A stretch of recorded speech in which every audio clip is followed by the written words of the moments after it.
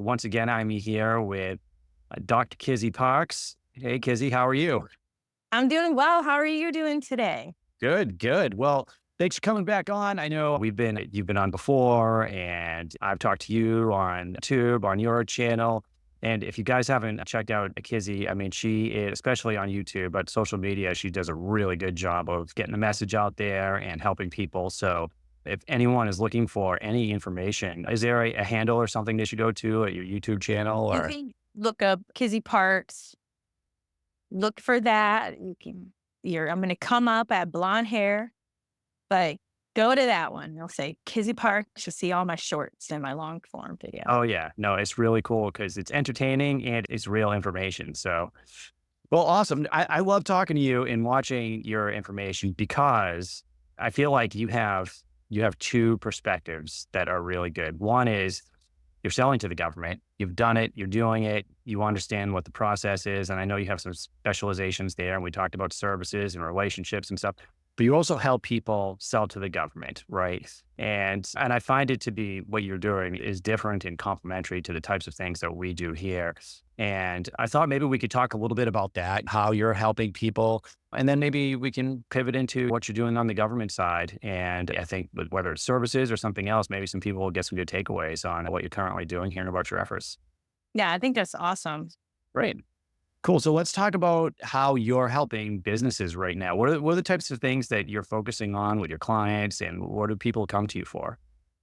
They come for everything, where there's those who are like, hey, I heard about government contracting. I want to get into this space. I don't even know what I need to do. And then there are those who maybe they've won one or two or three contracts and they're like, I don't really know if I can repeat this. I may need help with like invoicing. And then there are those who also are interested in buying government contracting companies. And then lastly, there are those who have subcontracted, but they may not have ever received any kind of prime contracts. Okay. Interesting. So four buckets there for people to look into. We've talked a lot on the podcast about subcontracting and priming. We haven't talked a lot about buying companies that have government contracts. I'm guessing that's where you're going with that, right? So what are some of the things that you have to look out for there and why would you want to do that? It's the easiest barrier to entry. Yeah. It is like the barrier to entry is so low as long as you do your due diligence. So what's important to look for is number one, you need to be able to go through their contracts. Mhm. So like for instance, there's a student who was looking to buy a particular kind of company. And I know the business model really well. It's janitorial. Right. And so it seemed bright and shiny to this person because they didn't know. Right. And I gave them some things to look into and to inquire about because often the margins are low or you're using 1099. You're going to have like 80 contracts to really have a multi-million dollar business and there's a lot going on and one contract may be for one cleaning a week and another contract could be for 7 cleanings a week, right? So it's you got to really understand the margins, the type of contracts, all of these things. And so as time went on, she decided not to purchase that particular business.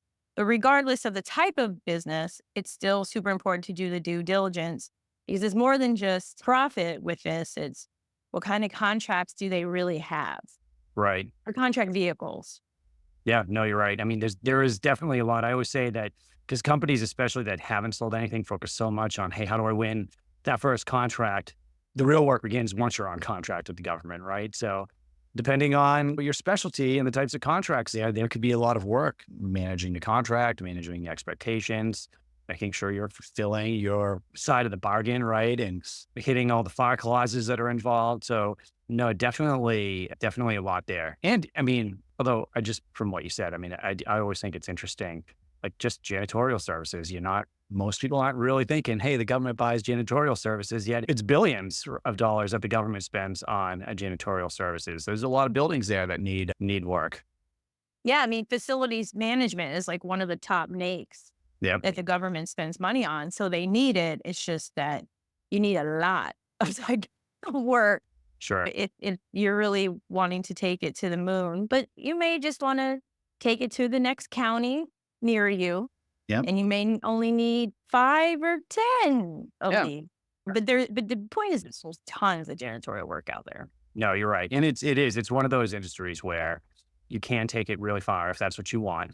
Or like in, because people come to me probably similar to the types that come to you of all genres, right? And I used to be a challenge for me to see if I could find something that the government actually didn't buy. But we were looking at, I had a documentary film company as a client at one point, and they were interested just, hey, does the government even buy what we sell? And what we looked at was, well, hey, there aren't $20 million contracts typically falling out of the sky for documentary filmmakers, but that's not what they were interested in. They were interested in like the $50,000, $150,000 projects that could pop through. And that's what we found, right? So it's smaller contracts in government speak, right?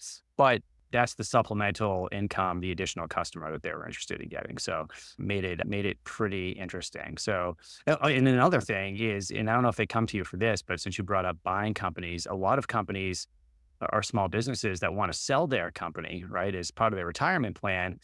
They would love to have a government contract or two on there because that increases the value of your business. Have you encountered any of that? I see you nodding your head, so you're clearly aware that. Yeah, I mean, there's a lot of people that do that, that are seeking some type of government avenue as they get close to retiring, or they have a company and they want to sell it. That's their exit plan for retirement. Definitely see it. It just varies as far as what it looks like. I just smiled because I saw your Kizways license plate in the background. Oh, yes. Pretty cool. I don't think there's too many Kizzies on YouTube. Maybe there's a few, but when I type in Kizzy, you come in right away. So, Well, thank you. And then it became, then Kizzy is now like become a slang word.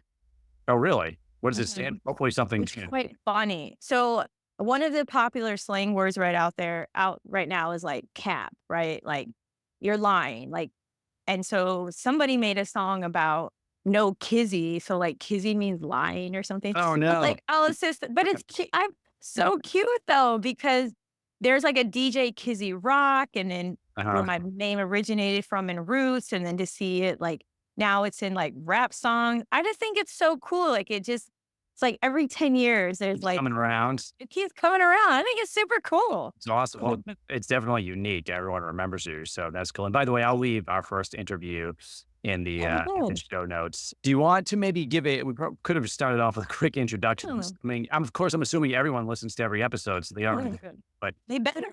maybe we could give a quick how you started and how you came to be doing what you're doing now. Yeah. I mean, I wish I could say it was like I had a business plan and I went to my SBA and I got into government contracting. That is Right. not how I started at all. I was a graduate research fellow at Patrick Space Force. And it's funny because even when I was there, I didn't even realize that I was like on a subcontract. Just looking back, it's so funny, like all these things that were going on. And I just was like, doo, doo, doo, in the clouds, like had no idea what was happening around me. So basically, The GovClose certification is generating tremendous results. So 27 years old. You've never worked in government contracting. You've never worked as a consultant, and you just closed your first deal. Is that correct? That's fair. And I've got a couple small projects on the side as well. So definitely something, probably my best investment I've made all year. If you want to learn how to sell to the government, if you want to learn how to start your own consulting business, if you want to learn the skills that you need to go land a six-figure plus account executive job with big companies selling to the government, the certification program is for you. Head on over to govclose.com, check out our certification program, talk to the team. You won't regret it. I was part of this summer researcher's pot of money that was set aside for him, and he was connected to a school in Tennessee. Mhm. And so then they brought me in to their research department to help them with basically anything. Like they let me just go loose because this particular agency is Defense Equal Opportunity Management Institute. They're all about race relations and readiness and helping equal opportunity advisors and specialists and all of that. So I was just there like counting down the days until I became Dr. Parks and like got my big girl job and all of those things. So I was like, oh, this is cool. I get paid every 2 weeks from this obscure school in Tennessee, and I'm going to find my big girl job. And then before you knew it, the director of research approached me one day and was like, oh, I heard you're graduating soon. And I was like, he even knows who I am. I was like, what is going on? He's like, I want to keep you on as a contractor. And I was like, okay. And then I threw out this number because he was like, how much is it going to cost me? And I was like, yes. And then he was excited. He's like, my assistant will contact you. And I was like, oh, I guess I got a job or something.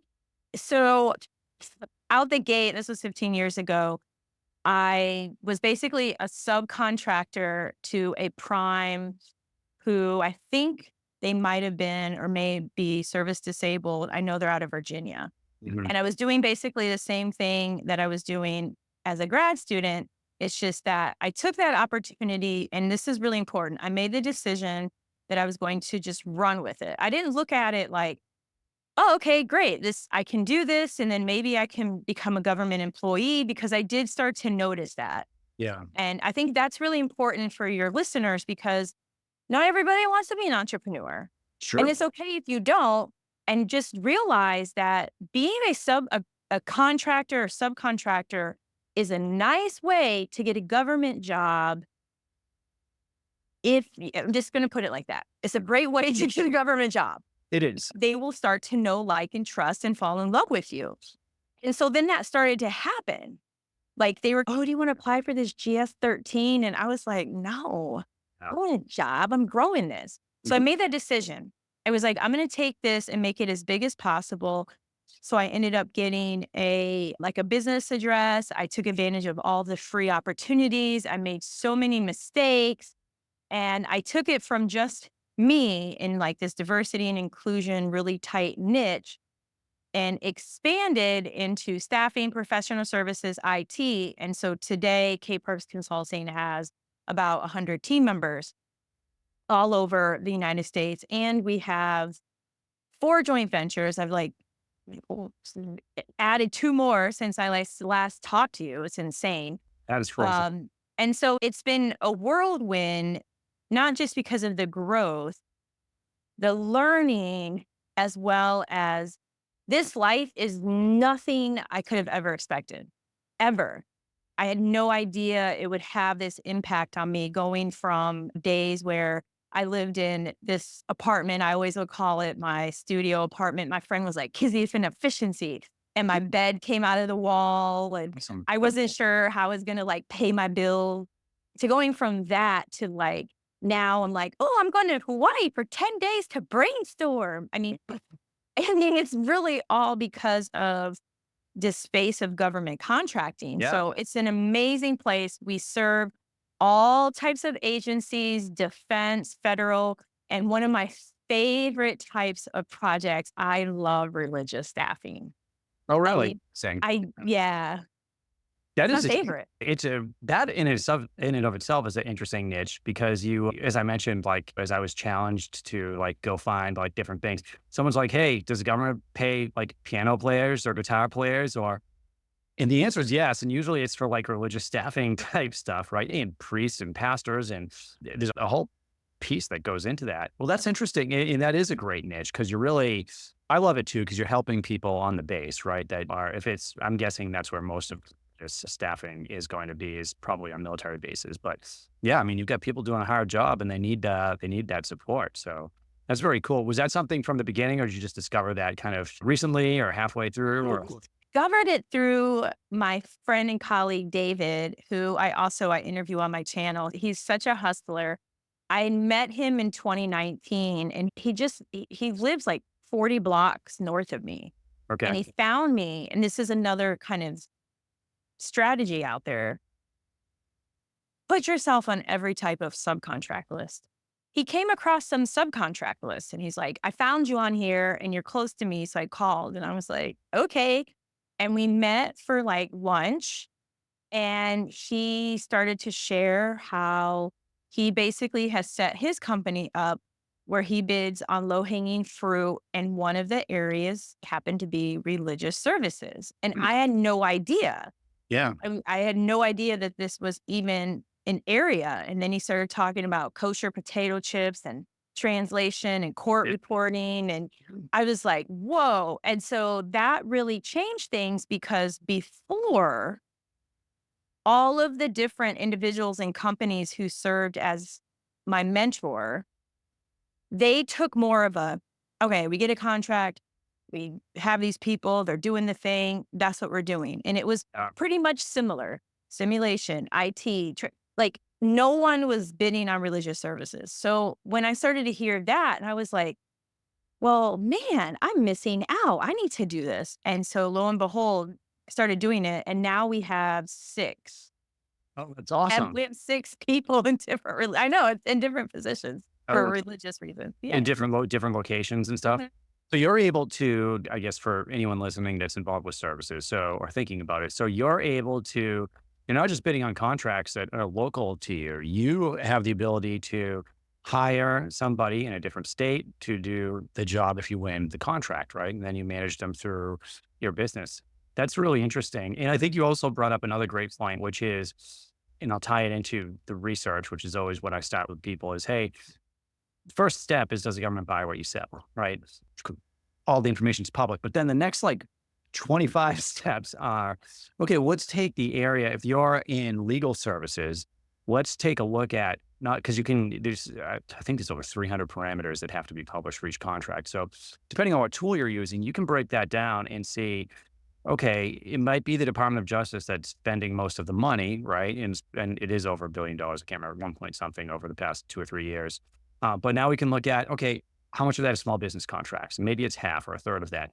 Okay, what niches now are is that money being spent on? So we can start taking that down and go, okay, court recorder, and then there's some other court related. There's advising, there's legislative services that are performed by lawyers and whatnot. But you can start looking at how many bids these are receiving, if it's reported on average. So now if I take one type of service and they're getting over 70 bids per solicitation on average, but I see something like court reporting and it's getting like 2 or 3, well, now that gives you without even leaving your desk, you could start getting an idea of where the least competition is going to be. And they're still spending money, right? So they might not be spending as much money there, but if there's not as much competition, and you can look at, hey, if I'm service disabled, like, are they giving those contracts to SDVOSB or woman-owned small business or 8A? And yeah, so that's a tremendous, I think, gift if you know how to do it, and an opportunity, because really anyone can do it. You just go out and take a look at the information. So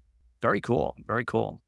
So is that your favorite thing to work on right now? Is the religious services, or do you like? It is. I love the religious services. I love all kinds of staffing, but I just find the religious ones to be so intriguing because some of them are in obscure places because of that's where the base or the Yeah. post is, or you never know. I also love it because it's super rewarding where for some of the opportunities, the team members who end up joining our team, they may have been volunteers. Mhm. So now they go from being a volunteer to being paid. Pretty much all these positions are part-time. So I really like that. We don't bid on priests though, because there is a priest shortage. Ah, okay. Well, what type of positions are in the religious that you're working on? Can you share that, or? Yeah, I will. Because some of them we don't bid on. We're Yeah. like, no, let's not do that. But so I've seen piano tuners, pianists, Mhm. music directors, religious education, youth coordinator, Catholic parish, Protestant court. So usually they're Catholic and Protestant are the types of position, like that's the religion and then the type of position. Then they're also, I've seen rabbi openings, and these are all over the world. Yeah. So they're not, they're all over the world, and you don't have to practice these religions or be connected to a religious staffing company. There are religious staffing companies out there. I also discovered, I had no Yeah. clue, but it doesn't mean you can't win. We won coincidentally at Patrick Okay. was the Oh. very first one, which is another strategy. Although I started out there one way, Mhm. I kept in contact with the small business office, and they had an event where you could meet with contracting. Mm-hmm. And they had about 4 people from Patrick there, and 2 of us went, and we talked about our staffing capabilities. And one of the contracting officials in uniform asked, "Hey, I'm just curious, you talked about how well you all are at staffing. What about religious staffing?" And I was like, "Well, why not?" Yeah. Then we ended up winning a 1-year effort there. So it's never think that the relationship is dead if you have a relationship with a particular agency. But yeah, there's different types. Sometimes there's some random ones. The Navy often will have some interesting religious ones.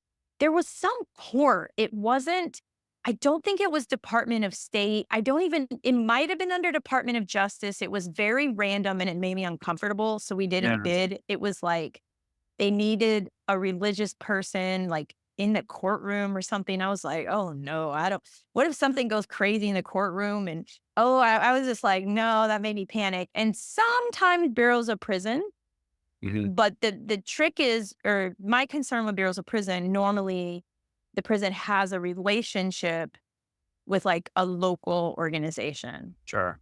Yeah. So Yeah. it's been on those. Can make it a little bit more difficult to get in there.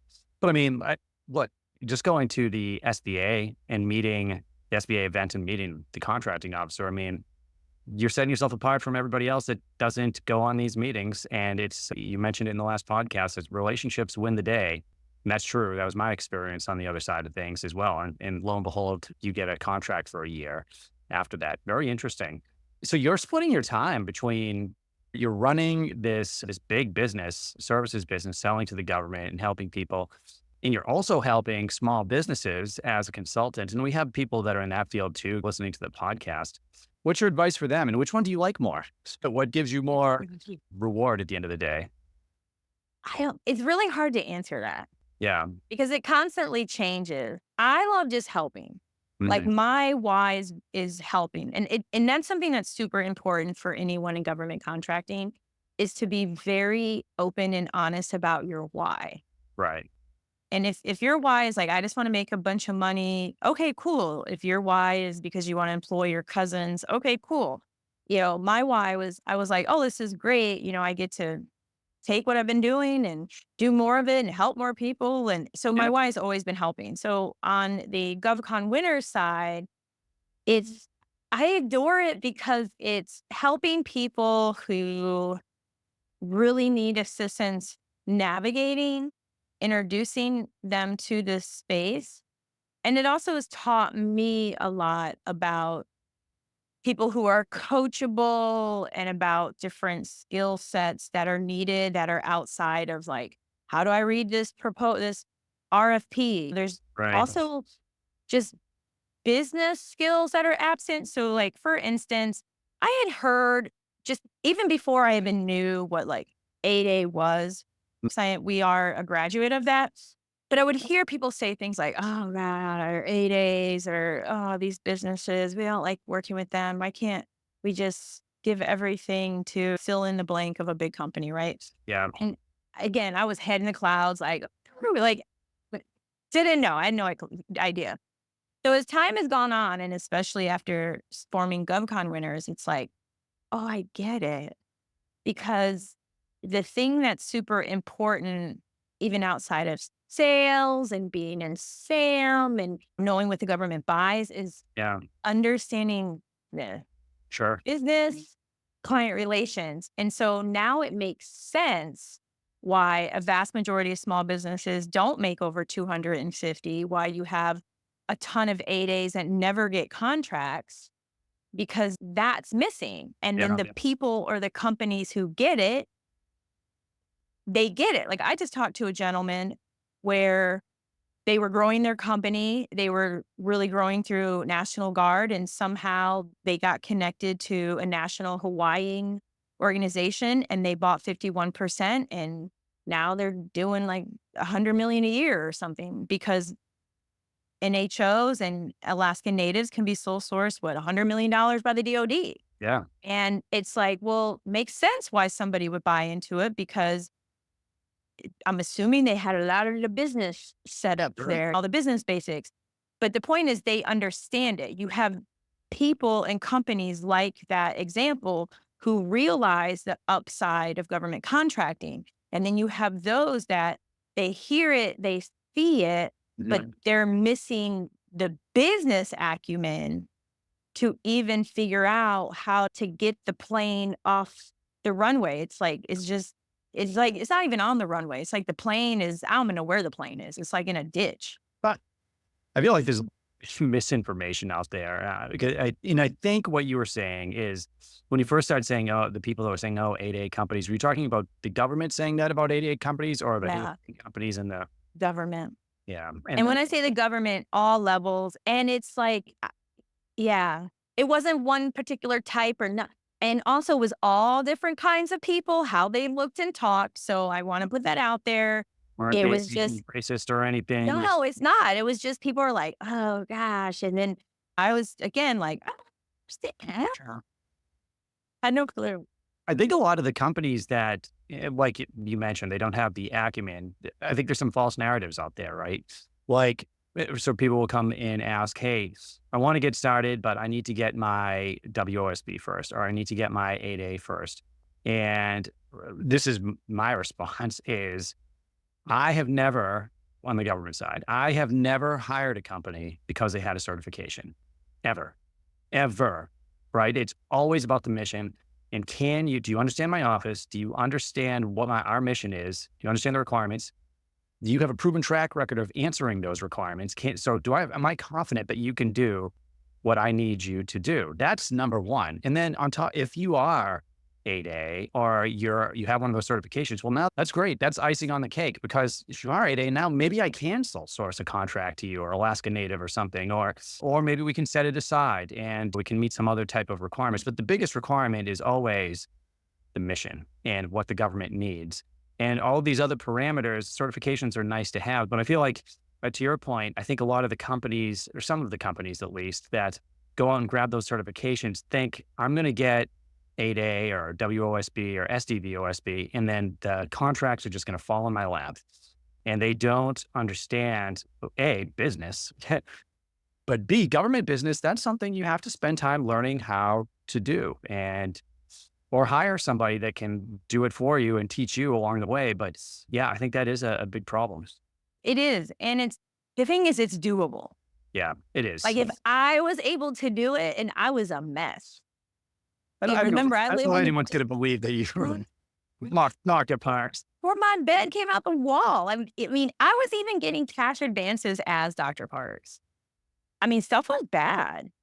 Like there was so much I didn't know. Yeah. And so it's like, and I came through it. I mean, there was a point in time I was tempted to sell ownership because I was in such a bad place.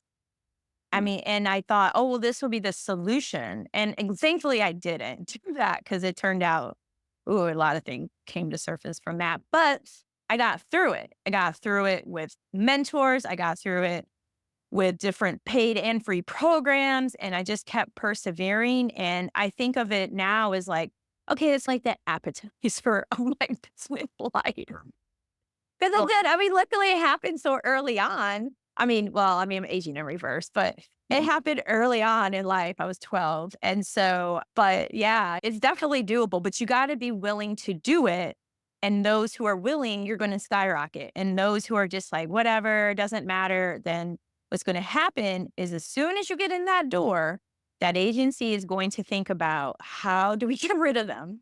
Sure. Well, and I mean, there's some mechanisms that the government can take if you don't do a good job that will make it hard for you to ever win a contract again. So you have to make sure, I guess another example would be biting off more than you can chew, right? Is, hey, you win a contract that's too big for you to handle with the current size of your business. That could also have very negative consequences on how you move forward.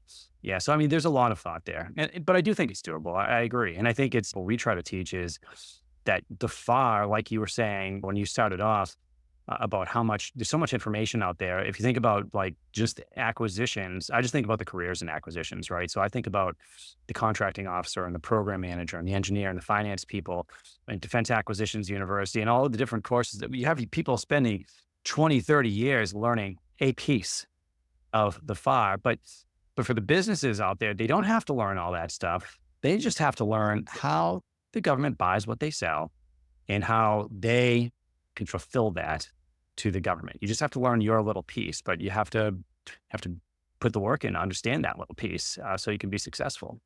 Yeah. And to deliver it the best, make Mhm. sure you understand invoicing. I mean, even that I think is an area that is so overlooked and never talked about. There's like this assumption like, oh, I'm just magically money is going to come out and pay my invoice. And it's like, if you're getting paid by the Department of Defense, it's a whole thing to get into wide area workflow, which is through Pi.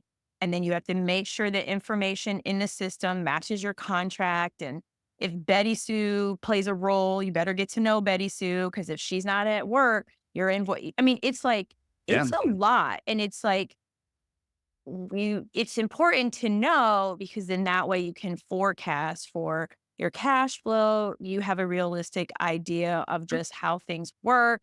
It allows you to practice more client relations and it shows that you're managing your contract because I even had a mentor who had way more experience than I, and they took a different approach. They were very hands off with their accounts receivables. And we're Mm. not like that. And I don't and it's something I also coach on is as soon as you win a contract, it's one of the first things to discuss in your kickoff meeting is because even though they'll outline, here's how we're going to pay you, Yeah. there's this thing called preference. Yep.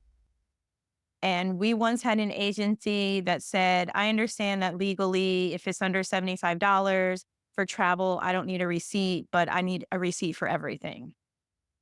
And I was like, okay, preference. There's another agency. Hey, we just want you to know that while it's firm fixed price and hours, we want you to separate your invoice this way. Preference. Yep. And so if you say, well, that's not what the contract says, then now you're putting up this wall that's unnecessary. And they're going to start to think like, oh, you're a pain to work with. Mhm. Why are you acting like this? And then it's like, but then you may think, well, but that's it. Got it. Sometimes you got to give in to preference as long as you have these conversations early. So then that way you can adapt opposed to, oh, I submitted my invoice. How much? I didn't get paid yet. Where's my money? And I mean, Yep. then it's because that I know has led to a lot of issues. I've had people from the government talk about that as a pain point. Mhm. And it was something that I even had to learn. I had invoices stuck for months. Yeah. I didn't understand. Yeah, that's a big, I mean, the government's the 900-pound gorilla in the room, and they're always going to win. So, I mean, whether it's, I guess, and this is a conversation that it sounds like you have them with your clients as well, is especially with something like services, you got to pay your employees, right? Well, the government's not going to pay. You have to have money to pay these people. While you're waiting to get paid, you could have a 90-day turnaround very easily from when you invoice to when you get paid. And that's without anything happening on the Congress side of things, affecting the year. And of course, we've had people on the podcast. There are financial houses that specialize in just funding companies that have government contracts. But if you're not aware of that going into it, like that's what you need to have set up. You have to, because once you have the contract, you can get those agreements where you can receive funding, you can pay your people, and they loan you the money. So you can, right? You got to know what you're doing there, or have the money in house, right, to pay everybody. So that's a huge thing. The government can also terminate a contract for convenience, right? And a lot of people are unaware of that. So what do you do if we had a client, Lindsay, and she's supposed to be on the podcast coming up here, but basically, and she helps a lot of vets. She has a great company, and she had a contract with the Navy, and they terminated the contract for convenience, and it was just a one-day moving thing. But for her business, that was a good amount of money, right? And she showed up. She was there that morning. They canceled that morning, right? So she came to us. She's like, I just don't know what to do. I'm out all this. I'm like, you're not out all of that. Because even though the government can terminate for convenience, now we can generate an official response to the government. The government knows they have to pay you for the time that you've already put into this, right? So although you probably won't get the full contract price, she got almost the full contract price after but I mean, that's what you got to know. You can respond to something like that. And the government, usually people on that side are fair, right? So, and you mentioned preference. someone might ask you for receipts. I mean, it's good just to be very precise, keep records of everything, over deliver if it makes sense to do that. And then depending on who the PM is that you're a contracting officer is that you're working with, you should be able to pivot to what they need and what they want. Yeah. It's vital because if not, then it's like a going out of business strategy. Oh, yeah. It is. It surely is. Absolutely. Let's talk about, I didn't intend to go here, but you brought it up at the beginning. I had a conversation with a retired colonel that I used to work with, and I saw him at a conference, but he was going through what his post-military career looked like, right? And he's not in the business of selling anything to the government or anything, but he's worked for a lot of small businesses that have had these contracts, staffing contracts and subcontracting contracts. But they would be going year to year. A lot of these businesses were like, he'd be like, hey, be working for him for a year. And then the contract didn't go through with the government. They didn't get the option year, or so now he needs a new job, right? Or what advice would you give to people that are in that realm where they like working for the government? They're working for a contractor or a subcontractor as an employee. Is there anything that they should be thinking of before they take a job, before they go down that route? Would you advise them to look at government service, being a GS, or should they stick with contracting, subcontracting? Is there a plus and minus in your view to either of those paths? Yeah. The plus that I think is the biggest one is you're eligible at some point for a pension. Yeah. I mean, there are very few organizations out there who offer a pension. Very few. I mean, I learned that there's certain state jobs across America that don't even offer a pension. I was like, whoa, I had no idea about that. So that's number one is you have a pension, whether you're like a GS7 or you're an SES, like you're getting this pension. So the other thing I've found that's really cool about it and I think about, we've had several who have transitioned from working for us to taking on a government role. And we've had the opposite. We've had those leave the government to become contractors. So the other thing is many like the stability. They're not concerned about, oh, is this contract going to continue? They really like that. They like the first and 15th pay. They enjoy being part of the in group per Yeah. se, right? Because as contractors, we're always out group. I always say we're visiting. We're like the people visiting the home, right? So we're always visiting and they want to be part of the in group. Then there are those who, as many of them are interested in leveraging that to then potentially go to other agencies because it's, especially for non-vets, this is where I've seen it work the best. We've had both vets and non-vets get into different government roles as contractors. And it's extremely challenging to obtain, it can be, to obtain a government role if you're not a veteran, and it should be, right? Because that's the rules, that's the law. It makes sense. So, but once you get in, you're like in. Then you can go work wherever. You can apply for that job for a different agency or try and move somewhere else.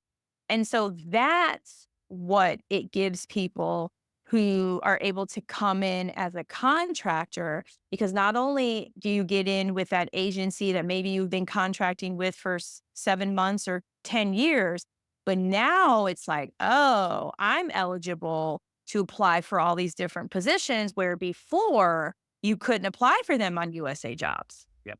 And so that's another benefit. The other one is, and I know this varies, and so I always encourage people to check it out, tuition reimbursement. There's some agencies that pay a lot more than others, and it is something you can negotiate. I know that the director of research, I think under the Air Force, he got basically all of his college repaid. Then there are those who maybe received a much lower amount. It all varies. Sure. But that's another cool benefit. Another benefit, depending on the level you come in at, is there are agencies who will pay for you to receive additional education, certification. So I have a colleague who also has a PhD in the same field as I, and she worked for several agencies, and she just would go to all of these different trainings and picked up all of these different certifications because that was an area she really wanted to grow. And the best part is she didn't have to pay for any of them because they Yep. were related to her job and added value to her as a civilian employee. So there's a lot of upside there. I mean, the downside is then you got to deal with the bureaucracy of being an employee Yep. opposed to being an employee or a contractor to a government contractor. So there are some who don't like that. There are some who maybe that position didn't turn out to be exactly what they wanted. There could be times where the stakeholders who brought you in, maybe they leave or retire. So it's definitely something to weigh, but I encourage it. I think it's amazing. I think it's a great opportunity because, again, who else is going to give you a pension? Yeah. Oh, no, there's certainly a lot of upside to working for the government, but I do think there's upside to being a contractor as well, or working like for a company like yours, because just like you mentioned, the bureaucracy, it gives you the ability to be part of a team and to see if you even like that team, right? And you don't have, I don't, maybe if you haven't been on the government side, you don't realize a lot of the forced fun and forced training activities that you're going to have. Some of that training is really great. Some of it's not. Some of the reimbursement programs are amazing, right? But I guess it's being able to experience it without having to make the commitment that you would have to make on the government side is one of the big advantages. And in some cases, it's also pay, right? So depending on what the job is, you could be getting paid a lot more as a contractor than you could as. And I can remember because part of my job was just putting people on contract, right, that were supporting us mainly in research areas, right? And depending on what your area of expertise is, these real high-end engineering services were extremely high on a yearly salary side for what we were paying. So there is an opportunity there as well. Yeah, there definitely is. Yeah, very cool. Very cool. This is great. I mean, we've been at this here for almost an hour now. Everything that you say is always appreciated by me and the audience. Is there anything you'd like to leave anyone with today? Any special message, or maybe where they can go get you again? Fine. Yeah, check me out on govconwinners.com. Sign up for the wait list.